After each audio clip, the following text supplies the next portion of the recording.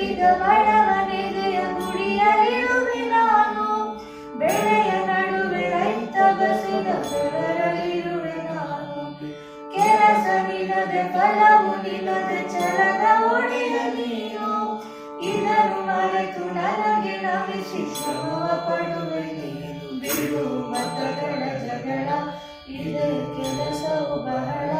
ನನ್ನ ಒಲಿಸಲು ಮರುಳ ಇರೋ ಮಾರ್ಗವು ಸರಳ. ನನ್ನ ಸೇರಲು ದಾರಿಯು ಮೂರು. ಅದಕ್ಕೆ ತಕ್ಕೆ ತಕರಾರು. ಅಣುವಣು ಅಣುವೊಳಗೆ ಕುಳಿತಿರುವೆ ಮುಕುಂದ ಮುರಾರೇ ಮುಕುಂದ.